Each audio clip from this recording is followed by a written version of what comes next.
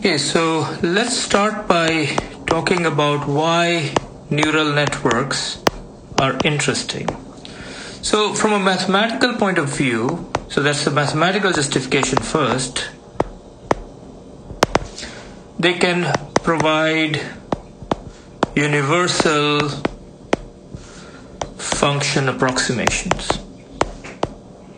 And I'll talk a little bit about this. So that's sort of a reason for thinking about them for any task where we are doing, say, classification, regression. Those are just computing a function of an input, right? So in some sense, you can think of any task as being amenable to the use of a neural network. But that in itself is, of course, not enough. What has been shown more recently is that multi-layer or sort of deep neural nets, which we often abbreviate by DNNs, can achieve state-of-the-art performance in many, many fields, right? And starting with computer vision. And of course, this is only recent because only recently do we have enough data and enough compute to train very large DNNs, millions of parameters, right? And that's what's been needed to really get the sort of the breakthroughs in this area, because we have known for about 30 years, since 1989, about the universal approximation properties of neural nets, but only over the past decade or so have they become evolved into sort of state-of-the-art performance in all these fields, including vision, speech, natural language processing, and so on. And the key to this recent progress is that a relatively simple algorithm that has been known forever, it's back propagation, I'll call it back prop. This, given enough data and compute, has been shown to work, and we now have a big sort of software infrastructure that has developed around the efficient implementation of backprop, both in things like TensorFlow and PyTorch make it very easy to implement backprop. So you're going to be focusing a lot on that as you do your projects, actually, in basically using the software infrastructure. But that's really been the key to progress. So you're going to pick up most of the important sort of practical details from the online resources that we post, including a bunch of very good videos. So here in the lecture, we'll focus on some very basic concepts. So first, what is a so-called neuron? We'll talk about that. And then what is meant by universal approximation? And we'll post a few resources also, but just what is meant by it. Then we'll talk about a basic sort of neural net. Why is it needed? Through some toy examples, why is sort of more than one layer needed in a neural net? So we'll talk about that, and then we'll outline the basic idea behind backpropagation, which is just an application of chain rule, and that's it. That's all we're going to talk about, and most of the other stuff you're going to pick up from online videos. So let's start with a single neuron. What should we call it? It's basically a nonlinearity applied to an affine function of, say, several inputs. So let's just draw it out, right? So basically, we have some inputs.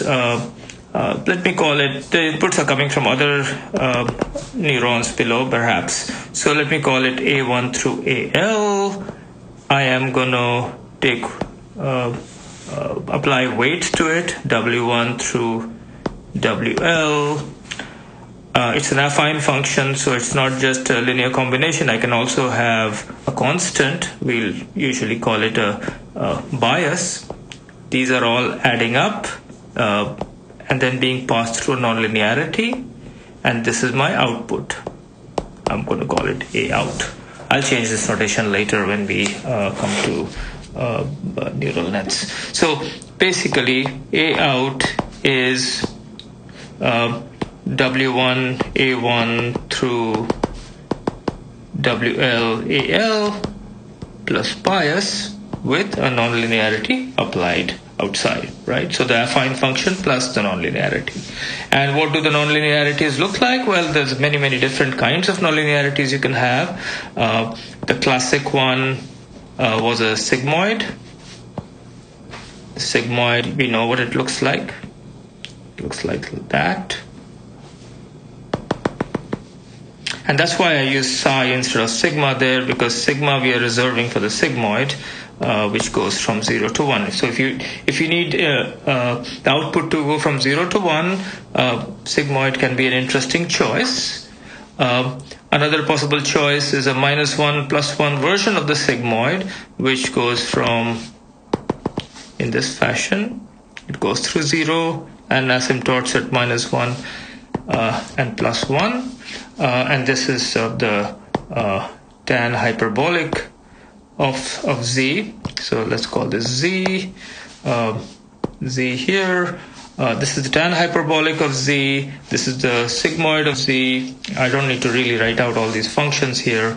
All these there in the notes. And then the one that is used a lot now is the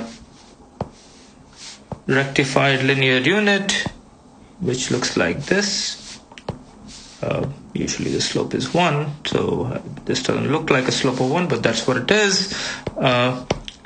ReLU of z looks like this, so ReLU of z is just z for z bigger than 0 and 0 for z less than 0. We don't really care about what happens exactly at 0, right? So there's ReLU, and there's all sorts of other variants around ReLU. So for example, you could have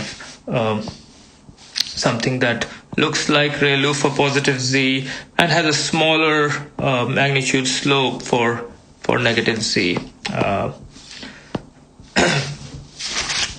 This is called leaky ReLU.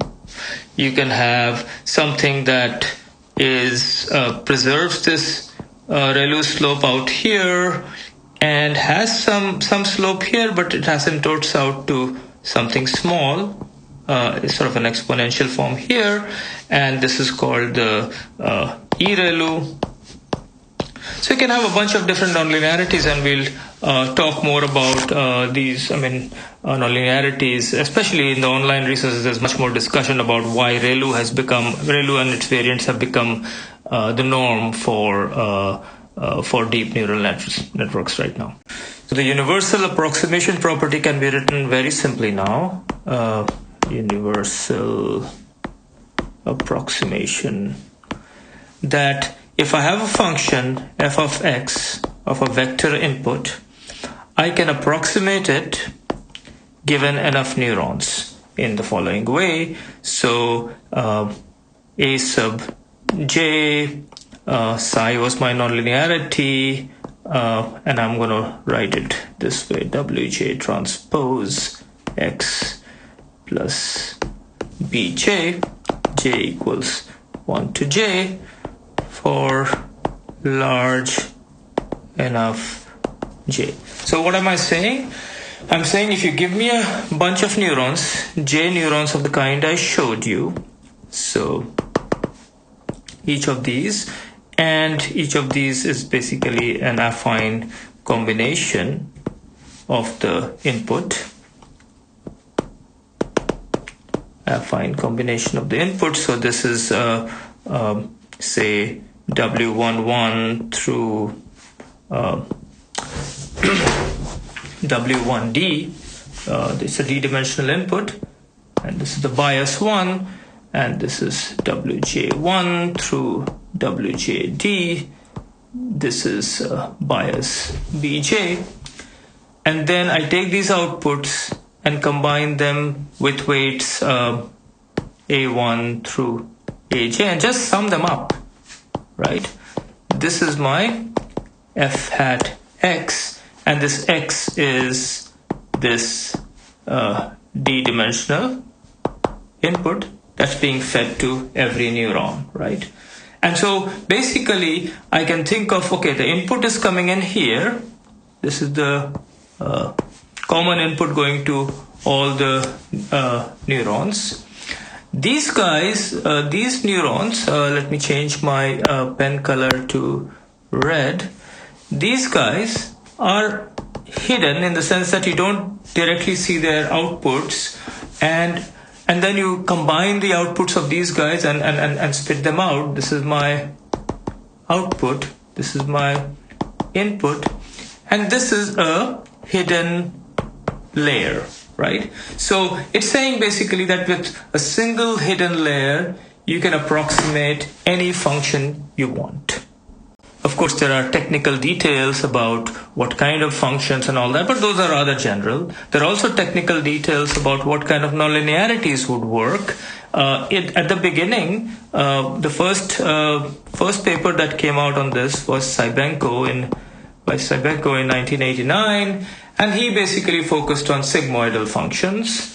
Then a couple of years after that, Hornick in 1991 showed that actually it's far more general than sigmoidal functions. Any bounded function would work. And then, so these results did not apply to ReLU, but just a couple of years after that came a result that was general enough even to apply to ReLU. And we'll put all those references in the handout and as well as on the website. And while a single hidden layer suffices to provide universal approximation guarantees, there's a lot of work that has tried to provide insight into why multiple layers can really help compared to having a single layer with a lot of neurons, right? So basically the power of deep networks that provide essentially a cascade of functions has been discussed in a lot of papers. There are no sort of clean theoretical guarantees like in this like in the single layer case, but there's a lot of intuition behind why deep networks are better, coming at it from a variety of directions. We won't really discuss that. I mean, the empirical performance of deep networks is actually enough to justify working with them.